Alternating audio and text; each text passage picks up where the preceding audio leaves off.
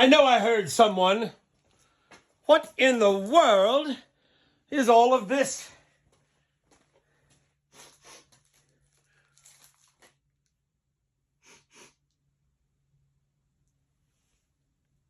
I don't know what's been going on down here, but someone has left a whole lot of evidence. I was reading this book just the other day.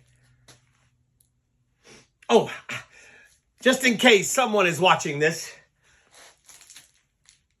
and hiding around here, my name is Dr. Robert Elijah Xavier Thornton, and I am a paleontologist in search of the T-Rex. I have been researching all through Christmas and this long, cold month of January, and this book, I think, is the answer. But how did it get down here? I had it in my library. Well, maybe if we read it, we can find an answer to more than one question. It starts with my dinosaur that I'm searching for and a grandma. Some grannies are old, some grannies are great. And Danny's was turning 1008. That's very old. He sang happy birthday with Dinosaur 2, then asked to go out. There was playing to do. Who is Danny? Is that one of you who's made friend with the T-Rex? You cannot go out till your plates are all clean, said Granny while serving up a sludge that was green. So Dinosaur ate up Gran's hard Brussels sprouts. Its head was quite free of all sprout-eating doubts. And in the 2 seconds when Gran wasn't looking, it ate Danny's pile of awful Gran cooking. Well done, Granny said. You've eaten enough. Now you can go out and do awesome stuff. The dinosaur ate all of those Brussels sprouts? Ooh, I hate Brussels sprouts. They ran straight to the tree with a swing underneath. That swing, I think, might be the answer. But it hadn't been swung since Granny lost her teeth. They swung back and forth. They went up. They went down. Higher Dan went. Let's go all the way around. That sounds quite dangerous. But this wasn't an ordinary swing. It had powers. Powers to turn back the minutes and hours. They counted to 3 and pushed hard off the ground. They looped and they looped. And turned time around. Oh my goodness, I think we have figured out how Mr. T-Rex has come to our world. That's why he was on your playground. He's looking for this swing. Their heads went all dizzy. Time started to bend, so Danny held on to his dinosaur friend. Flashes and fizzes and sparkling squeaks. They swung past the Romans, the Egyptians, and the Greeks. Then with a crack, the swing snapped in two. Oh my goodness, that would mean that the T-Rex would be trapped in whatever world he landed in. And into the past, Dan and Dinosaur flew, surrounded by trees of Jurassical size, being watched through the leaves by mischievous eyes. Then 3 baby dinos jumped down awesomely, who call themselves Dino Dudes A, B, and C. They like to play games like Stackety Stack, where Dino Dudes A and B climbed onto C's back.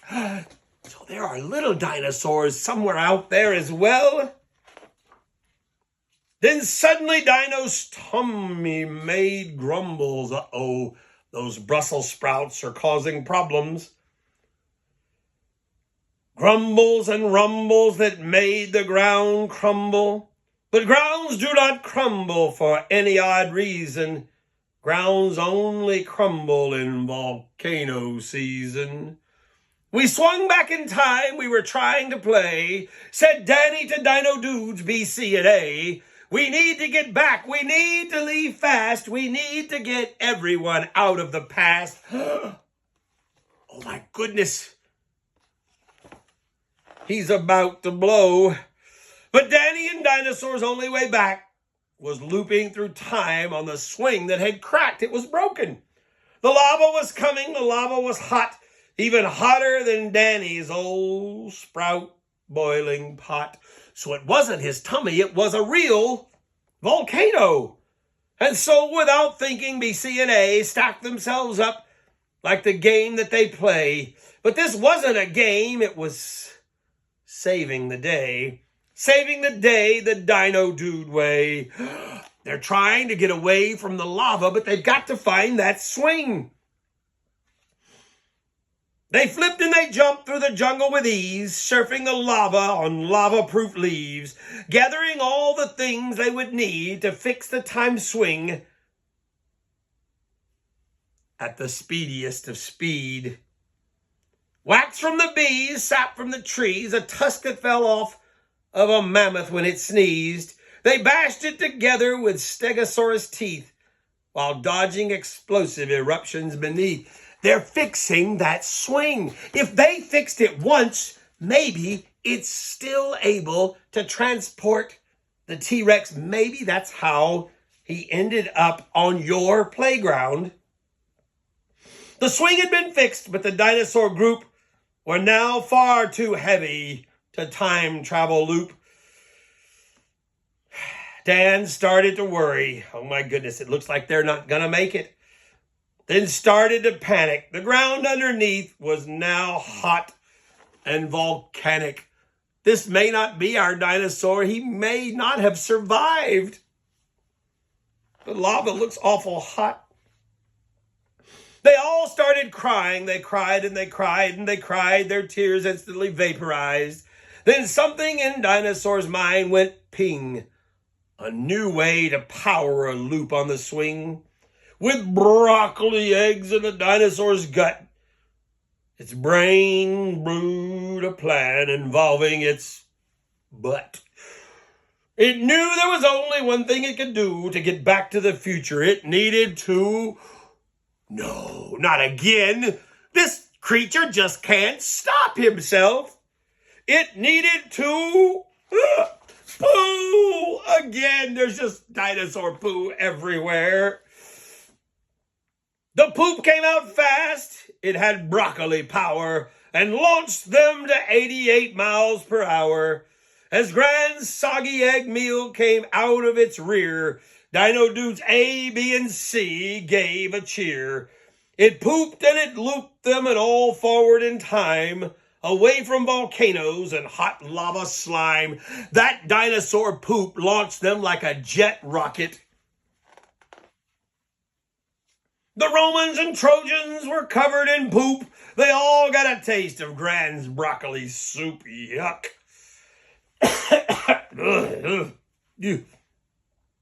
While looping through Egypt, it pooped out a pile which made a poop pyramid next to the Nile. It pooped out the sprouts, which smelled super smelly, and looped out the last piece of poop in its belly. Oh my goodness, it's running out of gas. They fell out of time. They made it back home, but Danny and Dinosaur weren't alone. Dino Dudes A, B, and C were there too. They had traveled through time on the broccoli poo. They all started cheering and jumping around. It seemed like new dinosaur friends had been found. Oh my goodness, there might be little dinosaurs running around. And just when they'd had all the greens they could take, Gran served her Brussels and broccoli cake. Oh, that next poo is going to be even worse. Maybe that's the poo that sent the dinosaurs soaring all the way to you. That would mean that the T-Rex is real and he is around here somewhere. You don't think he was here in my very basement? No, that couldn't be. I don't smell anything. It would be poo smelling for sure, but I don't smell any dinosaurs either. We have to keep searching. Now we need to look for those little dinosaurs as well. They may be roaming all over the place.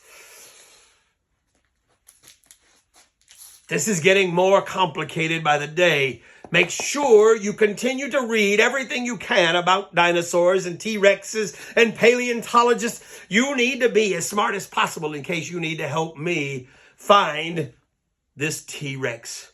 But for now, whoever might be listening to this, if you're out there, please tell Mr. T-Rex, I don't mean him any harm. I just want to have a conversation with him. I love digging up ancient dinosaur bones, but it's just not the same as talking to a dinosaur on my own. The book's got me rhyming a little bit. But anyway, this is Dr. Elijah Xavier Thornton. You can call me Dr. Bob. I'll be seeing you real soon wherever you are. But Mr. T-Rex, if you were here,